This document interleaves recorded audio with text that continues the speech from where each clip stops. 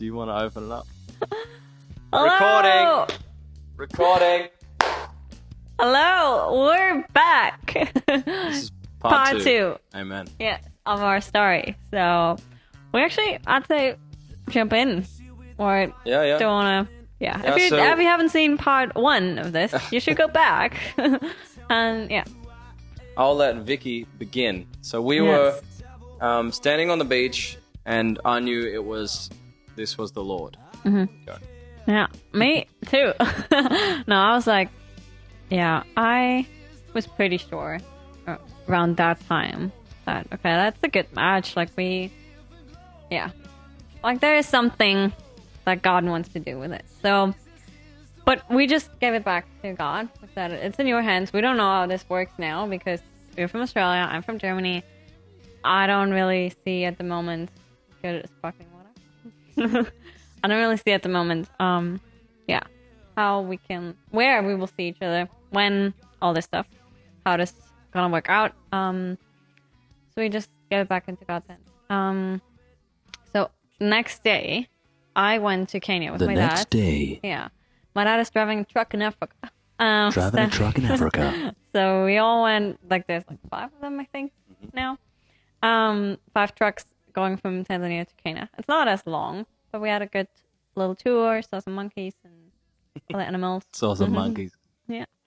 And then, we were texting a bit during that time.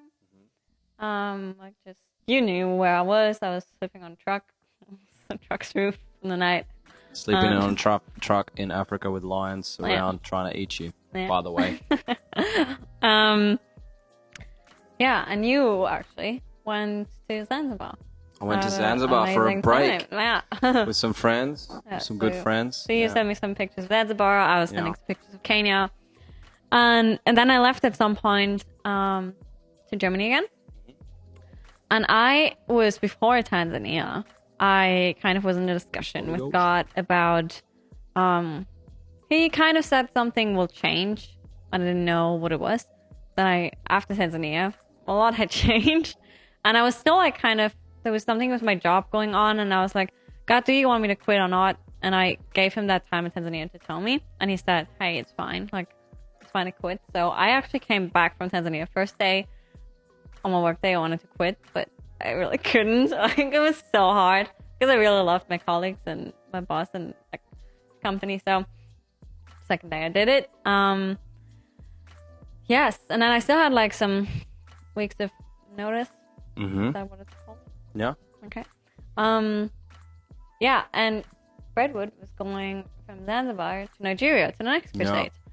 Yeah, so I'd been the whole trip I was away from Australia. This is all, by the way, during mid-COVID time when no one's allowed to travel and all that. So that in alone is a complete miracle. But so I'd been in Tanzania doing this crusade for 6 weeks or so, and the next mission was to go to Mission Braid, to go to Nigeria and help with the CFAN, Christ for All Nations Gospel Crusade that was happening there, and the initiation trip where they take 100 students to Nigeria and they're preaching in the schools and on the streets, and it's really crazy, and you're living in a hotel that's moldy and wet, and you're eating dirty rice and not We're dirty. grateful, right? You're eating dry rice and chicken every day, but no, it's good. Shout out to Jared Horton, legend. Anyway, but before I left for Nigeria, so this is a few weeks after we've met, and the Lord spoke to me again. And you see, Victoria's father had asked me to come to Germany. And I had no idea where I was going next after this. I didn't have a plan, really. And God said to me, why don't you look at flights to go to Hamburg, Germany? So I did. I looked them up, and I had one. And then I saw the option that you could just reserve it with KLM. So little trick. Maybe I shouldn't be giving this trick out, but it's probably not a very good thing. Did you explain that why you had to have a plane? Yeah, so to get into Nigeria, because it was total COVID lockdown, everything at the time. Not complete, but you had to have a business visa, and you also had to have a returning ticket to fly out of the country to prove that you could get out to get in, right? So I needed a ticket to get into the country, and I booked, I saw that KLM had this option where I could just reserve a ticket. So I thought, great, I'll just reserve a ticket. No worries, I'll just show them, here's my reservation, they'll let me go in. So we're driving to the airport, at 7 a.m. in the morning. I remember we're sitting in the bus with my good friend Ryan Fishburne, who's also part of our FollowHim team. Woo. And shout out Ryan Fishburne. And so I'm sitting there, and the Lord speaks to me again. He says, Braid, I didn't tell you to reserve a ticket. Remember that as this father voice, again, is like pretty stern with me, but loving, but stern. He said, I didn't tell you to reserve a ticket. I told you to buy that ticket. And so I was so convicted. I pulled out my phone. I clicked pay on that ticket. I paid $1,000 or something, 1,000 euros, I think it might have been. And that was it. I was going to Germany, and I didn't really know why. Like, we knew each other a little bit. We didn't know each other. Yeah. We were talking on the phone and stuff, but it wasn't like come over to my house sort of time, you know? Yeah. But we did it anyway. So it was God again, a little And I point didn't where even, he was like- nudging. Like, yeah, we talked about it, but I think I don't know if I really knew at that point that you're coming or that you plan to come. No. So because we were still in the process of me figuring out if I'll come to Nigeria or not. Because, like, a lot of people asked me if I could come, and I, like, while I was in Tanzania, I remember I was like, there's no way that I could come. I have, like, 5 days of holidays left from work. I just quit. So I was, like, not really planning to go to Nigeria, Right. and it was very difficult, too. Like, COVID and business visa and all that stuff. So I was kind of not really planning, but then, like, God just opened doors. I remember I had that conversation with my boss about, quitting and, like, when's the best time for me to, like, use those holidays and when to, like, give my work to someone else. And I thought, like, it would be best, like, by the end and stuff. But he was like, oh, it's actually better if we can, like, do it in a middle part, because then, like, if you take the holidays in the middle part. So it just all worked out. It was the exact week that the crusade was on. It was 5 days. 5 days in Nigeria. I had to get this business visa. So we found this guy in Africa. Kenya. That we who contacted. Is, kind of a miracle man and Miracle makes it guy happen. makes visas happen. You pay a lot of money, somehow. but you get the visa. So man. I got the visa, I got a flight, and I went on a flight. Been there for 5 days, went back and went to work. Yeah. Yes. And so on this second trip, this is the second time we saw each other. I'm there working away, helping with all these students and stuff, getting them ready for preaching and whatnot. So we're out 6 days a week. Like I said, very tiring work. But I'd asked the leaders if Vicky could come and stay at the hotel that we were all at with 100 of these students. They said yes, because Vicky's CFAN family, pretty much, like her family began this organization with Ryan Bonke and all that. And so she comes over, and now there's like no hiding. Like we don't have an option anymore, because we're completely in this thing together. Everyone's saying, why is Vicky here with Braid? They seem very close to each other and whatnot. Or wearing the same Wearing the kitenge. same matching chitenge the whole time. So then we went to the crusade field, and Vicky went and saw her father, and I had malaria that week, and it was brutal, but it was okay. And then Vicky went and saw her father, and he's like, well, now everybody knows. So, like, Better the be whole sure. of C-Fan knows. Like, Daniel Kalender knows, Levi Lutz knows, you know, all these guys, they know. So now you need to be sure if you're going to marry this guy or not, pretty much. So it was on. The pressure was on. And then, but again, we just had a beautiful time and enjoyed the crusade.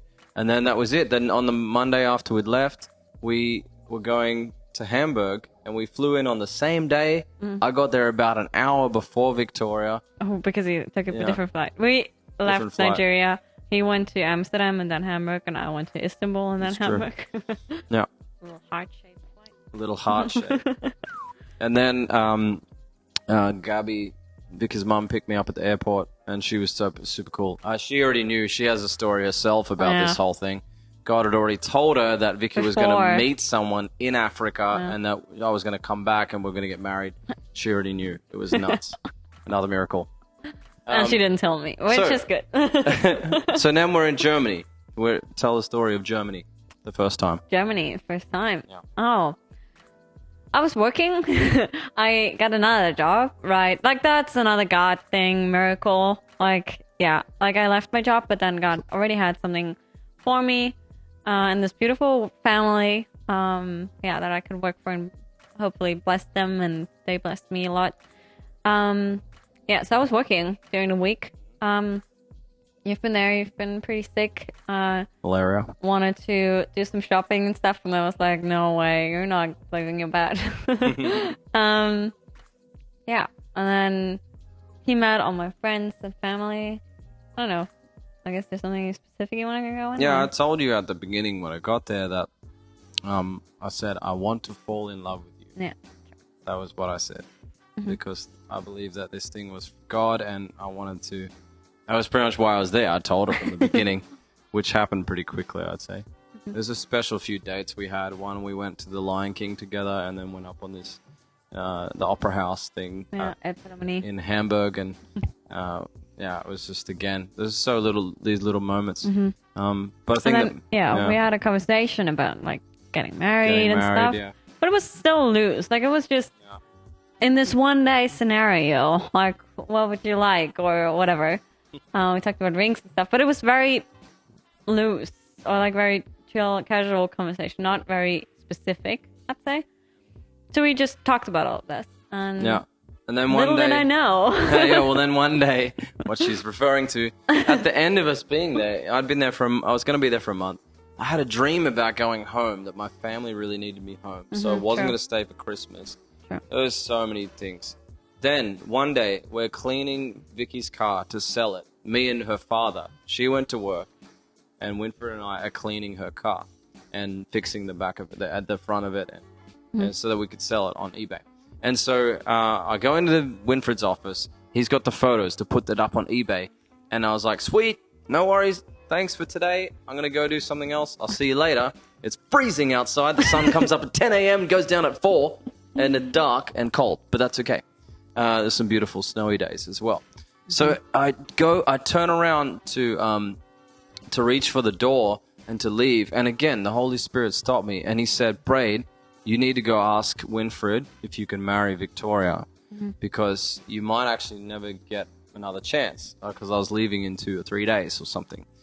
So now is the time. God was just on it again, just nudging me in. So then I shut the door. I turned around very slowly. I walked over. I sat down, and Winfred was like, yes? And I said, there's something else I need to ask you about. What do you think about marriage? And then he went, oh, like this. And then this turned into like a 3-hour conversation of how, well, not conversation, me listening, of how him and Gabi and their story and everything happened. And then I asked him at the end, well, do I have your blessing to marry Victoria? And he said, yeah, we love you, and we want you to marry each other. We're behind you. He said it's good to have a plan, but you guys will figure that out. So that was it. I had already asked, and Vicky had no idea. And she had told me what sort of ring she'd wanted already. And so one day we were in the mall, or I went to the mall by myself. I must have gone by myself. And I went into the jeweler, and I looked for a ring. She told me she wanted an emerald. And this one, I saw it straight away. I knew it was the one. There were 2. That was another one similar, but this one. And again, like God just again highlighted it in the window. And then I couldn't get this ring out of my head for like a week. I didn't buy it that day, but I couldn't get it out of my head. And I knew we were leaving. So then on the final day, where Vicky was with me, I said, can we go to the mall together? We went over together. I said, there's just something small I need to get you for Christmas, but you can't come with me. I want to do it myself. So I pushed her into Coles, or the equivalent of Coles. What's it called? I think it was like a Kaufland or something. No, I think it was like a Kaufland. Maybe it was like something. Okay, Tech shop. Yeah. Tech shop. JB Hi-Fi. Like a JB, but a German JB, the best sort of JB. Germany's great, by the way. And I pushed her in there, and I ran off and quickly ran into the shop, and I said, that ring, lady, I need it now. And I put my euros down on the table, and I got out of there. Out of my jacket. No, out of there. And then, so I had this ring. So what was the next step? So then I went home for Christmas, and we had a plan. Yeah, we planned for me to come over then for Christmas to Australia to meet his fam and his friends. So we, still when he was in Germany, we were looking for flights and looking for ways for me to get into Australia. It was strict. COVID time, and Australia was the most locked down country in the world.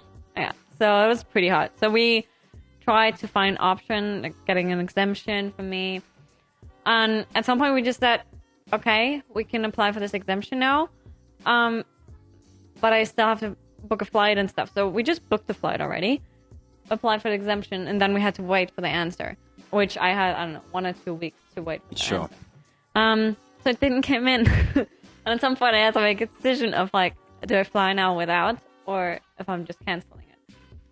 And so we kind of decided, and I had a lot of faith. Yeah, we just faithed it. Yeah. We felt God told us to do it. Yeah. To go. So I went on that plane, got to Hamburg airport. They were always like questioning and like saying, oh, like Australia, difficult, what are the rules? You can't get in, where's your exemption and stuff? And I was explaining the situation to them, so they let me in. I was like, okay, great, God is doing some good stuff. So I went to Dubai, the same thing, but I explained it to them and they let me in. And then my next plane was to Singapore. And in Singapore, they were hardcore. Yeah, they like let you in different rooms, and yeah, pretty much they wouldn't let me go without the exemption. And I was like still hoping that on the way the exemption might get in. So I was always checking my phone, and didn't came through. We called the border, we called everyone, we prayed all the prayers. I was on Prayer Mountain interceding like a maniac. Yeah, we really thought that could work. So at some point the lady, I mean, she was nice, but she was like saying there's no way, like you can't stay in Singapore, you need to leave the next plane, which was in 2 hours or so. So we tried till the end. I tried to fight to get in Australia, but they didn't let me. So I had to buy a flight back from Singapore to Dubai. Went on that plane, crying, being super sad, knowing that I'm not seeing him and that I don't know when we'll see each other again. I remember there was like a couple people like me, like there was a couple people not getting in, so we were all like having our little lanes because like flights during that time were empty as. So yeah, got back. Then the funny thing is, my parents were on vacation in Dubai, so we actually met at Dubai airport, went home together from that point on. I was always still, kind of, there was, how do you say that? Like, there was a little nice guy had to go by with me, because I took my passport and everything. She got deported. Yeah, not really, not officially, but yeah. So, yeah. I was always the one last in the plane, last out of the plane. They had my passport. I needed to be around them, know that they had to know where I am during the times at the airport and stuff. And then actually in Germany, when we arrived in Hamburg, of course I was sitting in the plane, the last one to get out, and then they were kind of calling someone to pick me up from that plane, and then 2 police officers were greeting me in Hamburg with some guns, and I had to go through all of that. But then I got home. It was right before Christmas. All of my friends, everyone thought I was visiting Australia. We celebrate Christmas on the 24th. We all go to church, so I was going into church that day, and everyone was just looking at me like, "What are you doing here?" And I was like, "I'm very sad. I'm being here. Please don't ask." Yeah, so that was that. So then Vicky got another visa somehow. Yeah. You tell the story? Yeah. So the work and travel visa, I knew about it before, but it wasn't really an option beforehand to get it because it said that it takes up to 6 months to get it granted. So I was like, yeah, we'll try the exemption because that might be like faster. But then at that point, after all of this happened, I was like, okay, never mind. I'll just apply for the work and travel visa now. Because, yeah, if the borders are not opening up for tourists in 6 months, then at least I'll get the work and travel visa and can get in. So I applied for the visa, got it granted in 10 minutes. Like, I couldn't believe it. I just got this mail, and I was like, that can't be real. Is that really the visa? And I sent it to Braidwood. I was like, is that really a thing? And he's like, oh, yeah, it looks like it. So, yeah. So I got a chance again to go to Australia. But now, like, it was after Christmas. I actually needed to go to work again. I was working. But this beautiful family, they were kind of, also like asking, oh, like, how was your trip? And then I found out, oh, I was pretty back, like, soon, pretty soon. Back pretty soon. Yeah. So, but then this lovely mom said, hey, Vicky, if you really want to try again to go to Australia, you can do it. Like, we can figure out a way. So they gave me another 2 weeks off, end of January. And I booked again a flight and went on that plane. It was still hard. Like, it was not easy. Like, I still had to discuss with those flight attendant people. And, they pretty much said, you do you. We're not responsible for you if you go on a plane. Right. I was like, great, thanks. I'll do it. All right. I got into Brisbane. Brisbane was like a little bit harder. That was the problem. Like, a little bit harsher on the rules still. But then my next flight was to Sydney. I got here. Oh, we had a beautiful time. My first time in Australia. Yeah, so we had 2 weeks. And I think on the first day or the second day, I was so nervous because I had this plan to propose to Victoria. Actually, I wanted to propose at Christmas time. So I was already ready. I had the ring and everything. And so I think on the second day, I just told her. I was just like, this isn't working because I'm just thinking about when I should propose to you, what the perfect time is, where the perfect place is, if it's going to work out and all that. And I can't just enjoy being with you. And so we sort of made an agreement not to get engaged on that 2 week trip. And we just said we won't get engaged because it's just making everything like we can't be together. And we'd barely been together much. We'd been together a little bit before that. And it was always working in Africa. So I have 5 siblings, all up and down the coast of Australia. And I knew I wanted to get Vicky to see all of them in that time before I proposed. So we were like crazy people in my Falcon with a spoiler, flying up and down the M1. For everyone who knows the M1, up and down the coast of Australia. Really fast street here. Yeah, super not Autobahn Germany, where you can go 300 kilometers an hour, which is everyone has to try it out. If you haven't, it's the best thing ever. Germany's amazing. Bread's amazing in Germany. Better bread than Australia. Boom. Sorry, Australia. To try some German bread.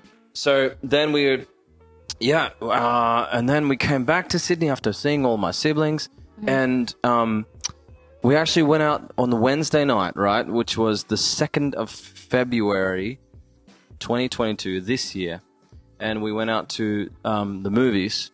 Oh, yeah. And we saw this movie, King Richard, which is about Venus and Serena Williams and her father, who it's all about, like, take your dreams, go for it, make it happen, just do it. Just do it. And so... yeah, I was just sitting there, just getting pumped, just like, I'm gonna do it. I'm gonna propose. So that was it. I knew then. So I knew that was it. So the next day, I planned this whole thing. I was 100% sure that it was the time to propose. I took Vicky out to the city, and actually, I'll tell the whole story because it was a good story. So I was so nervous when I woke up that day, like I had an anxiety demonic attack come over me, and I just felt like I was getting crushed, even though I knew this was the right thing. I knew this is what God was saying. I knew it's what I wanted to do. And I went downstairs. Vicky was waiting in the car when we were leaving for our date, and I'm about to propose in the city, in Sydney. And I come back in, my housemate was here. She said, "What's wrong? You look horrible." And I'm like, "I'm about to propose, but I just feel like, I don't know, I don't want to mess it up, and I don't want to do the wrong thing." And I'm sort of running back and forth on the idea. And she just said, "It's going to be okay. Just go for it. Like, God's with you. You know, this is right. He's told you it's right, and you need to do it." So we went into Sydney, and everything just worked out perfectly. Like, I didn't even tell you this, but I'd called 3 different water taxis, or 4 different, because I wanted to get a water taxi across from the Opera House under the bridge. None of them were working that late and all this stuff. And then I somehow got onto the guy. I was texting him as I was driving. Don't do that. That's illegal. And I was like making sure he would pick us up. And anyway, so it worked out perfectly. We parked at the Opera House. We went on this water taxi under the bridge. Insert photo. Boom. And then we had we had lunch, dinner, lunch, sort of Late dunch. Dunch. Then we had this beautiful thing, and I was pretty relaxed then. But then we went and saw Hamilton, and I could not concentrate the whole time. So in the intermission, I went out into the foyer. I stood on the balcony. I said, God, what the heck is going on? If this is you, sorry, it's in your face. If this is you, if you really want me to propose, I said, please get one of my friends to message me now. And at that moment, my housemate Vanessa, the one I'd seen earlier, sent me a text. She said, God's with you. God's got you. Go for it. There's no worries, right? And she was like doing, I think, I'll talk to her after, like, she was just doing some dishes and she was like having this like moment and was like taking away everything, getting on her phone and then texting him. Like it was like an active moment. It wasn't just, random. Yeah, very true. Yeah, totally a God thing. So that was it. I knew. And so they went back in, still quite not feeling, I was just a little anxious. I don't know. But I knew it wasn't a head thing. It was just I was getting shaken. So then we walked down to the opera house again, having fun. Insert photos. Bang, bang, bang. And then that was it. And then it just got real beautiful. We like started praying together, walking around the opera house, and started singing because I love singing. You'll get to know that about me. And singing "Oh Holy Night" because I love its song so much. And then, like, we just sort of were just flowing and moving together. And then I said to Vicky, I don't know, I can't remember. I asked a few questions, like, do you like this with me? Do you like spending your life with me? Do you like being with me? And she's like, yeah, I love it so much, and like, so great. Oh my God, I remember all of this. Well, we were having I a remember bit of that a one conversation. And then I was like, good, well then, if that's all true, then I need to ask you a question. I was super smooth. Smooth as. The anointing... Not nervous at all. The anointing of smoothness came over me, and I'd got slid down onto one knee. Slid? Very like romantically. I just slid like Michael Jackson. And then I popped the question, and I said, will you marry me? And she was so happy. We got up and hugged. And so then I realized I have to get back down on my knee so I can put the ring on.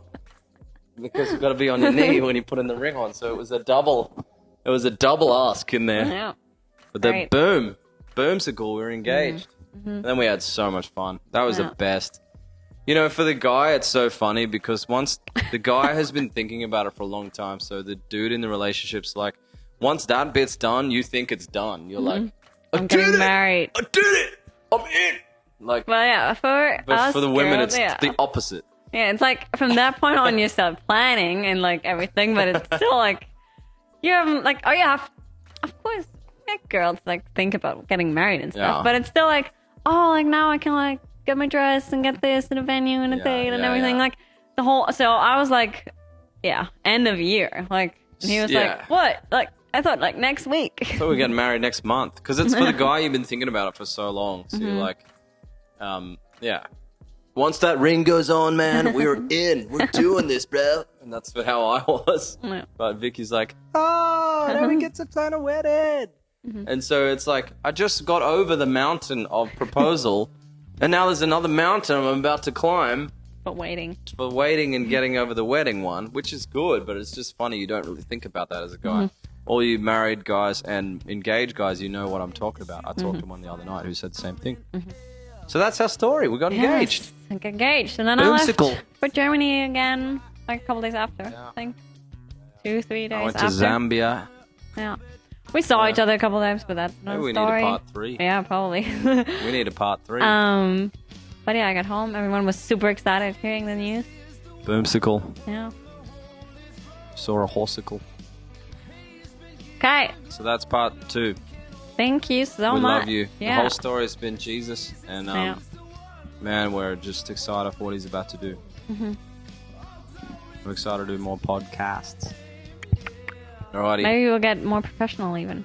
I think this is already get better. Pretty good, yeah. With microphones. Yeah, sound is so crisp. Crisp. Okay, bye. Love you. Love you. Bye. Peace out.